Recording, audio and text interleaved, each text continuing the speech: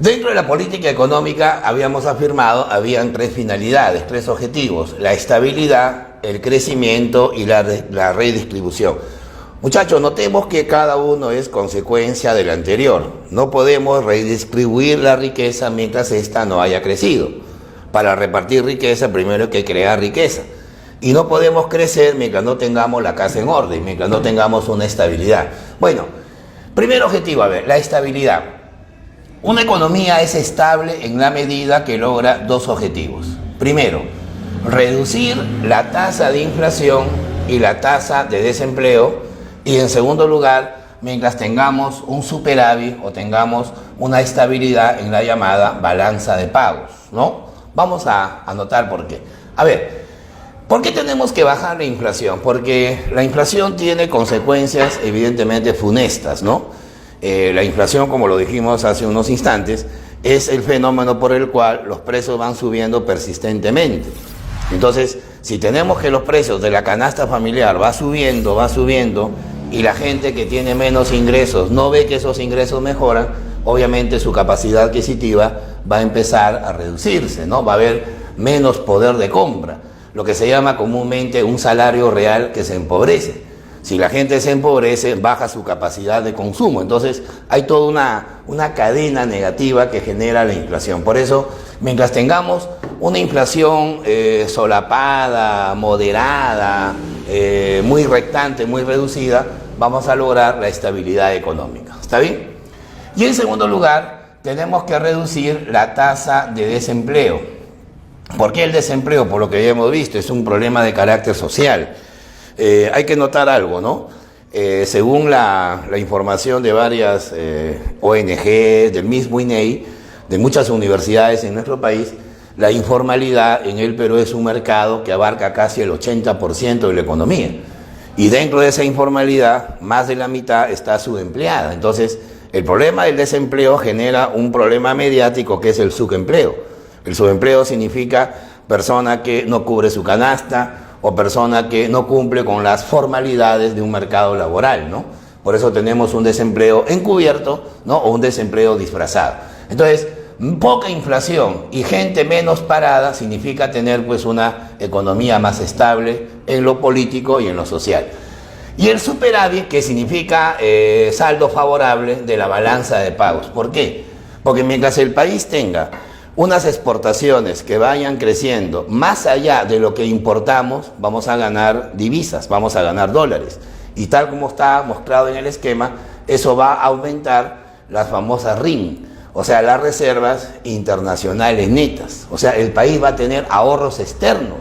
Entonces, imaginémonos pues una economía que tenga inversiones fuertes extranjeras, inversiones, digamos, que generen empleo, que tengamos más exportaciones, que tengamos más turismo, ¿no? Que tengamos más reservas, más donaciones, va a darle más estabilidad al frente externo.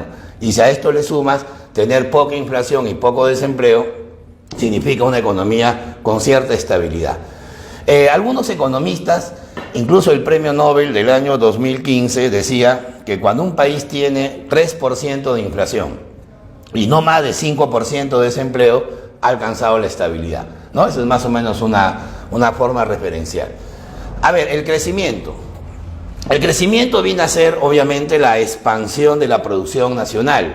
Cuando tenemos un PBI, un Producto Bruto Interno, que va aumentando sostenidamente con respecto al año anterior, la economía ha crecido. Y tal como lo mostramos en el esquemita, el crecimiento es la base del desarrollo. ¿Está bien? O sea, no puede haber desarrollo si antes no ha habido crecimiento.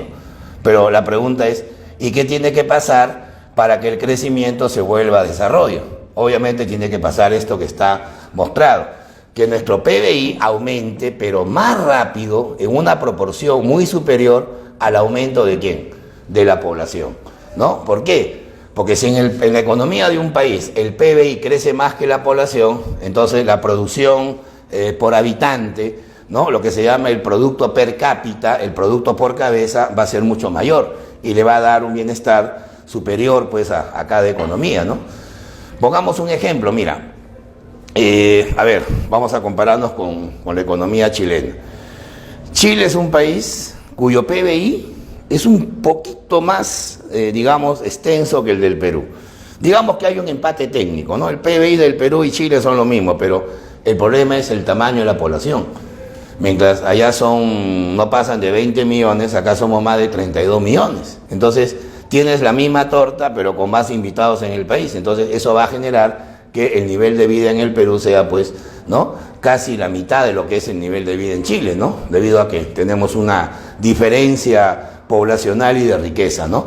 Un país será desarrollado en la medida que su PBI sea cada vez más alto, pero no a nivel global, sino a nivel por habitante, ¿no? Por ejemplo, Uruguay tiene un PBI que es menor que el peruano, pero sin embargo su población es la 10ª parte del Perú. Entonces ahí vamos a ver las diferencias, pues, de un crecimiento. ¿Qué tiene que hacer un país para poder crecer? Obviamente elevar su consumo, elevar su inversión privada, elevar su gasto fiscal y elevar su comercio exterior. De esa manera el país podrá alcanzar la base del llamado desarrollo. Aunque para que el crecimiento se vuelva desarrollo, también se requiere otros elementos ya de carácter social. Por ejemplo, mejorar la educación, ¿no? Reducir deserción escolar, ¿no? Y además también mejorar la calidad de vida de la población, que significa tener más esperanza de vida, ¿no? Más esperanza de vida significa tener más años por vivir a partir de un cierto nivel referencial, ¿ya? Y por último tenemos la redistribución. Este es el tema de repente más picante, socialmente más difícil de conseguir, porque tiene que ver con la reducción ¿de qué? De las brechas sociales. Un dato para compararnos, volvemos nuevamente al país del sur. Chile tiene más producto por habitante que nosotros, o sea, nos duplica prácticamente, ¿no?, la producción per cápita. Pero si analizamos cómo está repartida esa producción, ¿no?, por ejemplo, en Chile el 2% de la población se considera muy rica. Y ese 2% tiene casi el 60% del ingreso nacional, o sea, de lo que la economía produce cada año. Si imagínate, el 2% más pequeño de la población tiene más de la mitad de la riqueza del país, mientras que un 40% de la población no llega ni al 20% de la riqueza. Entonces, eso demuestra que los países pueden tener mucha riqueza, pero si está mal repartida, va a generar un problema de equidad, ¿no?, un problema de brecha social. Y esas brechas sociales se reducen mediante las políticas públicas, ¿no? O sea, el Estado puede manejar impuestos, puede manejar subvenciones, ¿no?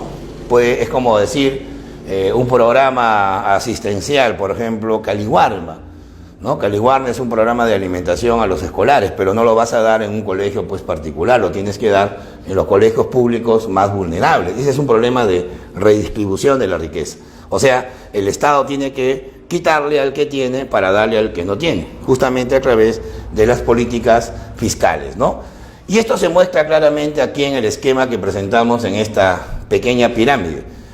Un 4% de peruanos son ricos, pero mira cuánto tienen, 36% del PBI. Mira, la diferencia es grande, ¿no? Los que son holgados, o sea, no son ricos, pero satisfacen todas sus necesidades, son el 16% de la población. Ellos tienen el 20% del PBI. O sea, mira, son más, pero tienen menos de la riqueza. O sea, ahí se ve ya la brecha, ¿no? Es más, podemos decir, más de la mitad de la riqueza la tiene el 20% de la población. O sea, lo cual demuestra, pues, una brecha social enorme, ¿no? En lo que llamamos comúnmente clase media, es el 50% de la población. Eso es un dato que ha mejorado bastante con respecto a hace 30, 40 años atrás. La clase media llegaba al 15, 16%. Lo que pasa es que esa clase media en nuestro país la tenemos en dos campos.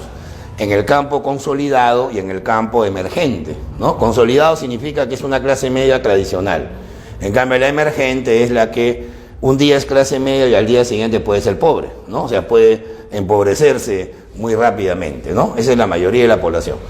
Y la pobreza, que está en un promedio de 30%. Mira cuánto tiene la pobreza en el Perú. Tiene apenas la quinta parte del PBI. Entonces, toda esta fuerza laboral, esta población económicamente activa, tiene un problema que es brecha social.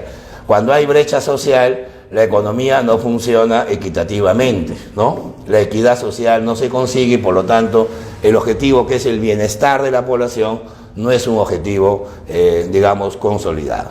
¿Correcto? Gracias.